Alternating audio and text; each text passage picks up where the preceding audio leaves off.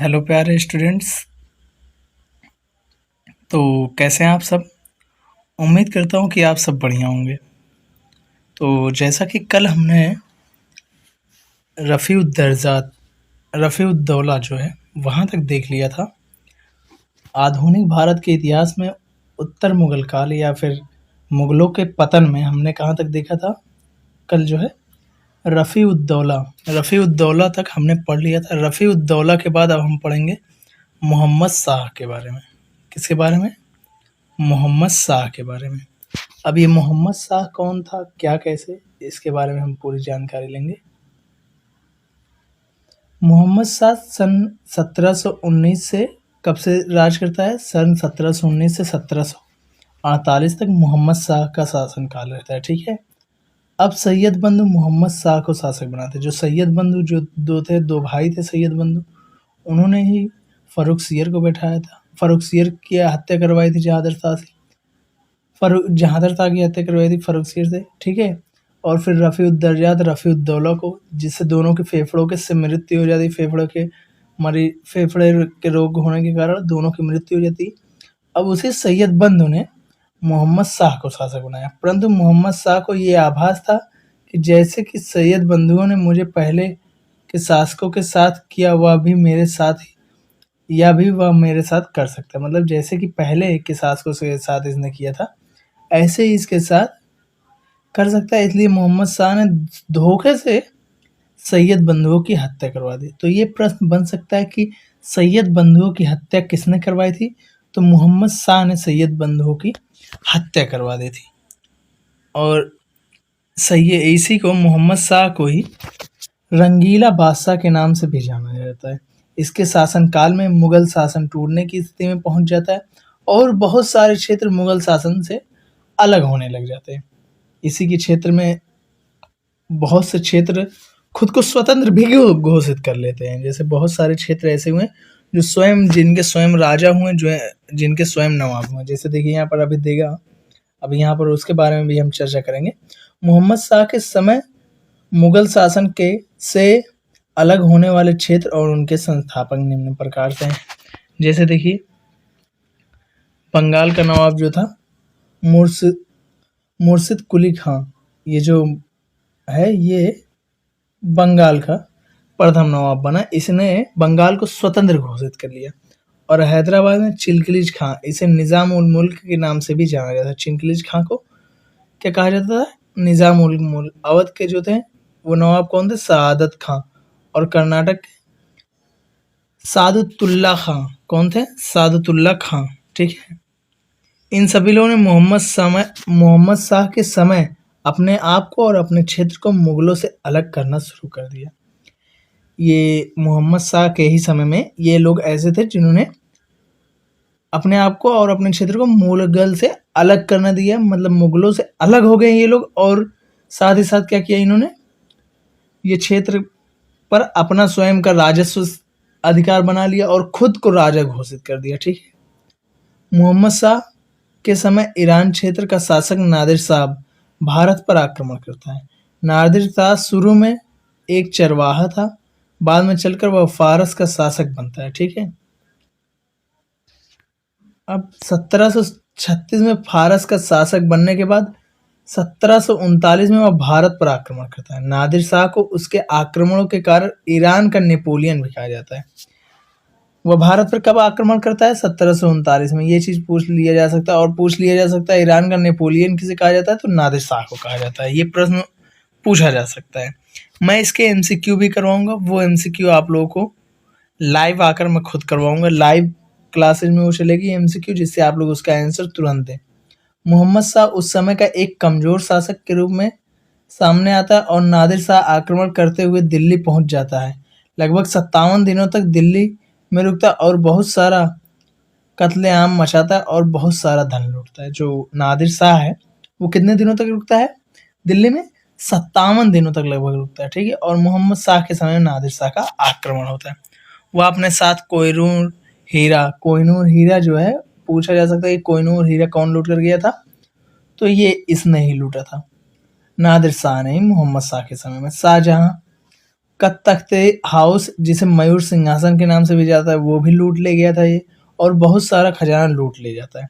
उसका उद्देश्य धन लूटना ही था। शुरू में वह पंजाब के क्षेत्र में से ही लौट जाता है, परंतु मोहम्मद शाह के एक सहयोगी के बुलाने पर वह दोबारा आता है और दिल्ली आकर खूब सारा धन लूटता और कत्लेआम मचाता है। ठीक है, अब कौन आता है? अहमद शाह।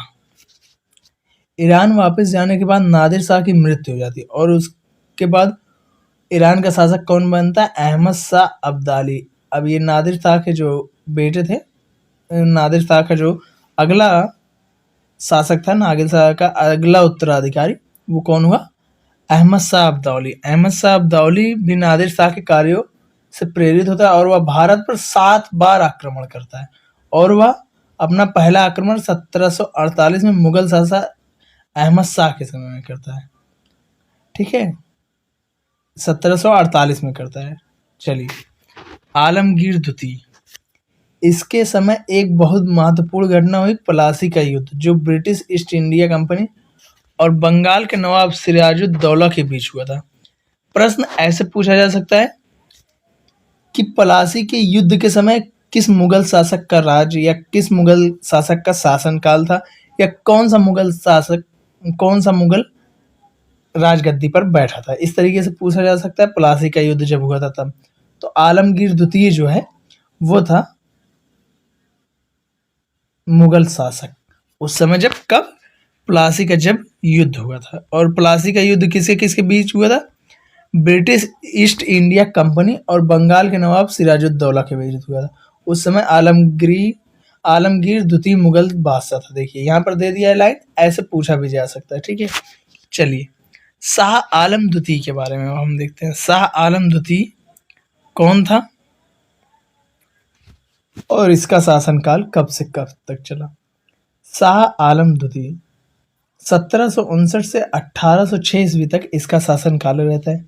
जब आलमगीर द्वितीय की मृत्यु हो जाती है तब शाह आलम द्वितीय बिहार के क्षेत्र में होता है और वह वहीं स्वयं को राजा घोषित कर देता है। परंतु उसी समय दिल्ली में शाहजहां तृतीय भी अपने आप को राजा घोषित कर देता है। दोनों की लड़ाई होती है और शाह आलम द्वितीय की जीत होती है। ठीक है, ये चीज हमने जाना कि कैसे उसने दिल्ली पर अपना आकर राजस्व या दिल्ली को अपना अधिकृत क्षेत्र बनाया, तो वो शाहजहां तृतीय से युद्ध करता है। ठीक है, तो वहां पर वो आकर खुद जीत जाता और बन जाता है वहां का शासक। इसके समय 2 महत्वपूर्ण युद्ध हुए थे। पहला 1761 पानीपत का तृतीय का युद्ध। पानीपत का तृतीय युद्ध कब हुआ था? 1761 ईस्वी में। किसके समय में, ये पूछा जा सकता है। तो शाह आलम द्वितीय कौन सा मुगल बादशाह था? पूछा जा सकता है कि पानीपत के तृतीय युद्ध के समय कौन सा मुगल बादशाह था। ठीक है, तो कौन था? शाह आलम द्वितीय जो है वो मुगल बादशाह था। और ये पानीपत का तृतीय युद्ध कब हुआ था? 1761 ईस्वी में। ईरान के शासक अहमद शाह अब्दाली और मराठाओं के बीच हुआ था, जिसमें मराठाओं की हार हुई थी और मराठाओं का मुगलों को हटाकर भारत के शासन करने का सपना टूट जाता है। ठीक है, मुगल को हटाकर, जो ये मराठा चाहते थे कि मुगल को हटाकर हम भारत पर शासन कर लें, तो इनका ये सपना जो है वो चकनाचूर हो जाता है, वो टूट जाता है। किन कारणों से? पानीपत के तृतीय युद्ध के कारण से, जिसमें क्या होता है, अहमद शाह अब्दाली जो है वो जीत जाता है और मराठा जो है वो हार जाते हैं। चलिए नेक्स्ट देखते हैं। जो पहली घटना वो तो हुई, दूसरी क्या हुई? 1764 में बक्सर का युद्ध। पूछा जा सकता है कि बक्सर का युद्ध किसके समय में हुआ था? तो शाह आलम द्वितीय के समय में बक्सर का युद्ध हुआ था। बक्सर का युद्ध कब हुआ था? 1764 में। ठीक है, जो ब्रिटिश ईस्ट इंडिया कंपनी के खिलाफ मुगल शासक शाह आलम द्वितीय, बंगाल के नवाब मीर कासिम, अवध के नवाब शुजाउद्दौला तीनों मिलकर लड़ा था, जिसमें अंग्रेजों को विजय प्राप्त हुई। अब सोचिए, ये लोग इतने, मतलब कि इनकी सेना इतनी खराब थी कि 3-3 लोग होने के बावजूद भी ब्रिटिश ईस्ट इंडिया कंपनी से इन्होंने जीत नहीं हासिल कर पाई। मतलब ये लोग अयोग्य शासक हुए, तभी कहा जाता है कि ये लोग अयोग्य शासक हुए थे। अब सोचिए, 3-3 नवाब, 3-3 बादशाह, 3-3 बादशाहों के 3-3 से प्रकार की सेनाएं रही होंगी, तब भी ये लोग ब्रिटिश ईस्ट इंडिया कंपनी से नहीं जीत पाते हैं। बक्सर के युद्ध के बाद शाह आलम द्वितीय अवध के नवाब सिराजुद्दौला और अंग्रेजों की बीच 1765 में इलाहाबाद की संधि होती है। इलाहाबाद की संधि किसके किसके मध्य होती है?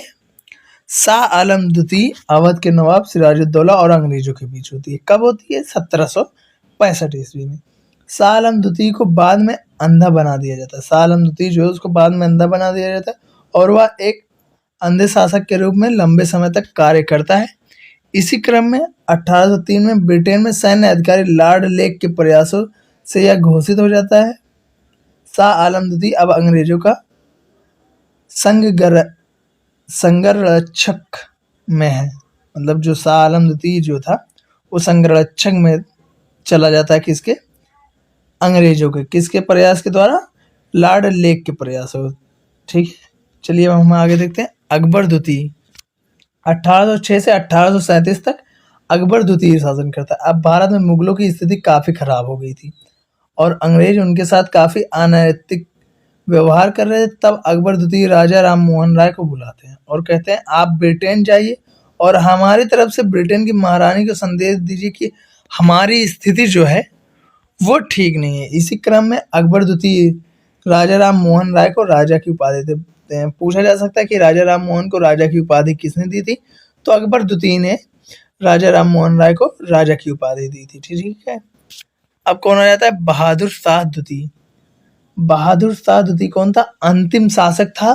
किसका? उत्तर मुगल काल या मुगल शासन का, उत्तर मुगल काल का भी और मुगल शासन काल का भी कौन था?